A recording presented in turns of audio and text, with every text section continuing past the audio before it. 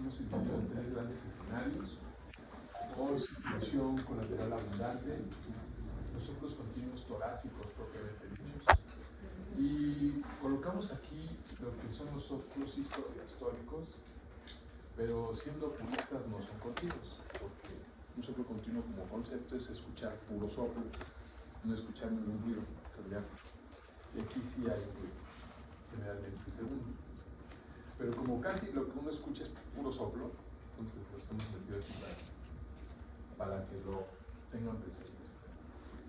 Y los soplos debidos a una gran circulación colateral están las alteraciones intercostales que se escuchan en el dorso del tórax, precisamente en los espacios intercostales por la coartación aórtica severa, las colaterales bronquiales que se escuchan en un escenario de una estenosis pulmonar muy severa y que se escuchan en la parte alta del tórax, el soplo mamario de la mujer que está en este estado, de gravidez o lactancia, precisamente por ese aumento de la circulación, las fístulas arteriovenosas por establecer una comunicación entre estas dos circulaciones. En ocasiones se escucha en el cuello, y el zoom venoso, que es pues algo benigno, que se escucha en la parte derecha del cuello, sentado, y cuando el paciente gira la cabeza al lado contralateral, y que desaparece cuando comprimen la vena yugular, la parte distal. Yo diría que de los soplos continuos, el soplo continuo torácico por excelencia es el del conducto arterioso, que vamos a comentar en unas diapositivas más, la ventana ortopulmonar, el seno de Valsalva roto, las fístulas coronarias y el alcapa. Les decía que exactamente en la articulación externo-costal aquí enfrente soplaban las rarezas, y estas son las rarezas, ¿no? Ahorita las vamos a comentar.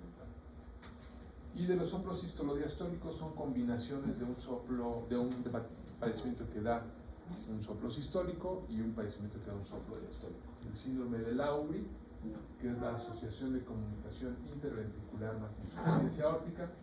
Escucharemos el soplo holosistólico en barra de la CIB, más el escape diastólico de la insuficiencia aórtica. El síndrome de Lutten-Bacher, que es la asociación de comunicación interauricular más estenosis mitral.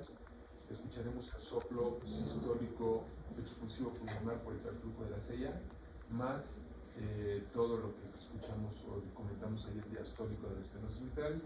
Y las dobles lesiones valvulares, doble lesión aórtica, doble lesión mitral, escucharemos en ambos fases los soplos. El conducto arterioso permeable, bueno, la circulación fetal, el conducto arterioso conecta la porción proximal de la rama izquierda de la pulmonar con la aorta descendente. Normalmente se cierra en el momento de nacer. Cuando no se cierra, puede contribuir al síndrome de distrés respiratorio y ser factor importante de taquipnea del recién nacido. Y en la mayoría, las consecuencias van a depender de la magnitud del cortocircuito. Ya cuando vean la profundidad del tema, pues se verán los tipos y el escenario para corregirlos, que hay un dicho en la cardiología que conducto diagnosticado, conducto cerrado. Eso ya lo vemos más adelante. La mayoría no tiene síntomas, a veces es un hallazgo, sobre todo en niños que han llegado ya a una edad mayor. Esperemos que no tenga datos de hipertensión pulmonar para poder cerrar ese conducto. Y lo que vamos a escuchar es un soplo continuo en chorro de vapor subclavicular izquierdo, y que por ejemplo hay escenarios en los que es muy fácil de escuchar, en otros hay que concentrarse un poco para poder detectar ese soplo debajo de la subclavia izquierda, y los pulsos son evidentes y amplios a la hora de analizarlos. En mis dibujos pésimos, pues esto quisimos decir que aquí adentro hay ruidos, pero no se escuchan pues, porque hay puro soplo. Y no se escuchan los ruidos, son un soplo continuo. Ahora, el aneurisma del seno de Valsalva roto puede ser causa de insuficiencia cardíaca a cualquier edad. Es más frecuente entre la segunda y cuarta década de la vida y afecta con mayor frecuencia a hombres. Y cuando se diagnostica oportunamente, pues tiene un buen pronóstico. Estas son las paredes del seno de Valsalva. Y es una lesión que si no se trata, pues evoluciona. Y es debido generalmente a una debilidad de la pared arterial del seno de Valsalva derecho. El aneurisma obstruye paulatinamente, generalmente a la cavidad derecha del ventrículo derecho. Se puede asociar a una comunicación interventricular si es algo muy bajo, y la ruptura puede ser hasta incluso espontánea entre la tercera o cuarta década de la vida, o a veces es asociada a algún trauma cerrado de tórax. El cuadro típico es dolor torácico intenso y el soplo continuo parasternal, que también no es un soplo fácil de escuchar, es un soplo tenue, ¿no? Entonces hay que poner mucha atención, poner la maniobra posicional adecuada para poderlo escuchar, con pulsos evidentes. Algunos se estabilizan, pero la regla es que si no intervenimos van a empeorar, e incluso pues ha habido casos en que se escribe infarto miocardio porque involucra las arterias coronarias por compresión.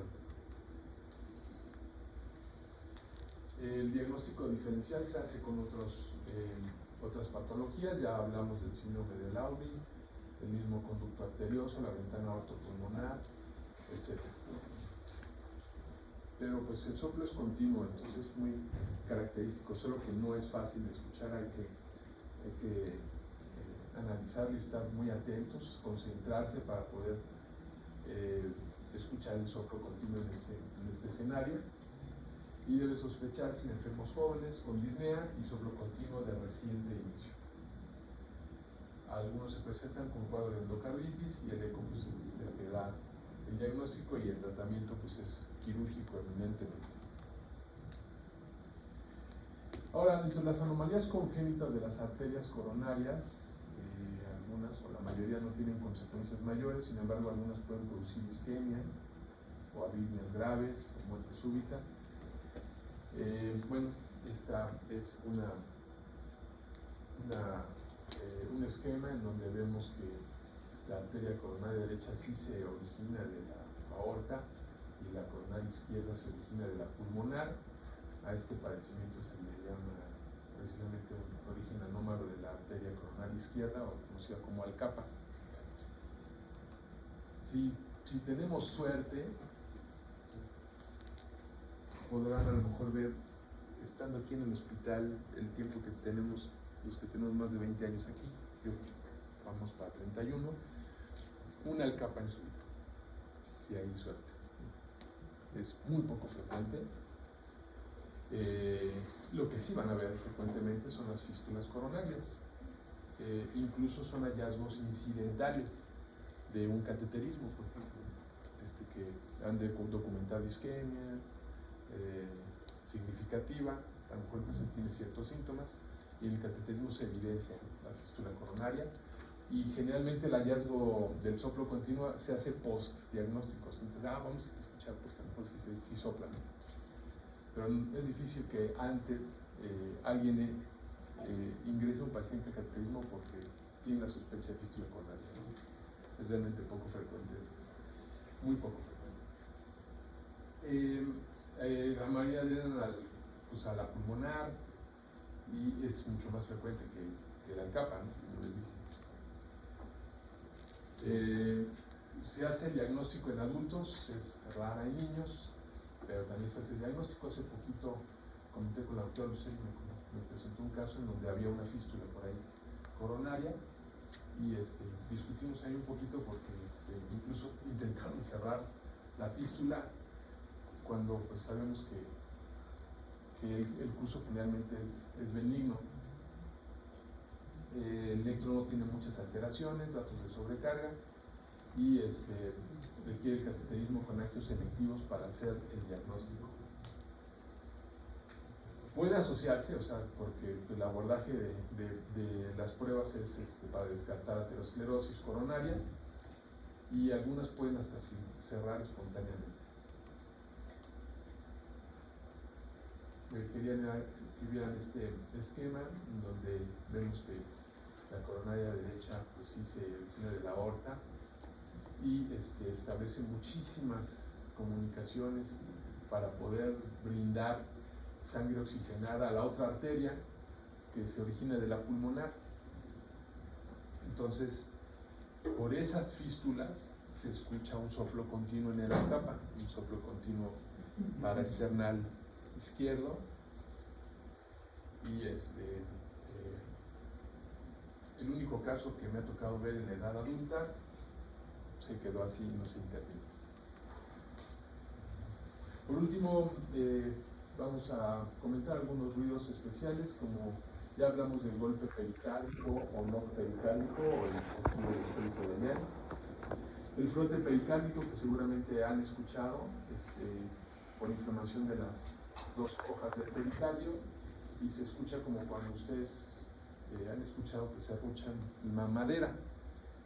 Es algo muy similar, y luego al poner el estetoscopio pues da la impresión de superficialidad del ruido. Los chasquidos de apertura y cierre protésicos, sobre todo de las prótesis, o exclusivamente de las prótesis mecánicas.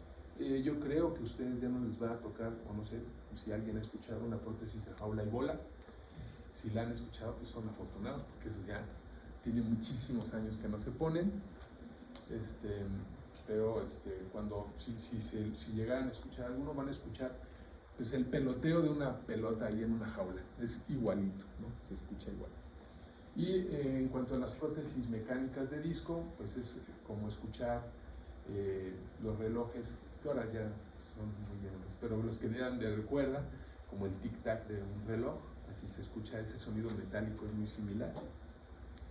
Y de hecho, pues hay que determinarlos cuando lo escuchamos, porque pues el paciente incluso sabe que cuando deja de escuchar esta situación, pues lo alerta, ¿no?, ante una posibilidad de una disfunción protésica por obstrucción.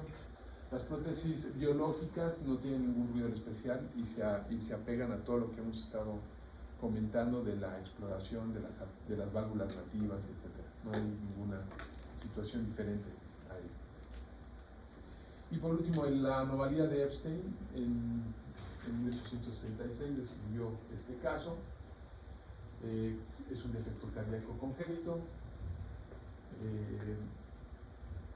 Puede presentarse incluso como hallazgo incidental en pacientes adultos,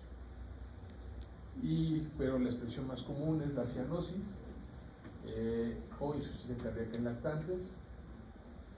Y recuerden que se asocia a arritmias, e incluso la arritmia más frecuente son las taquicardias supraventriculares o el síndrome de preexcitación en ellos. Y lo que queremos comentar es que se escuchan primero y segundo ruidos desdoblados, soplo los histórico tricuspido e incluso un tercer y cuarto ruidos. Dentro de ellos es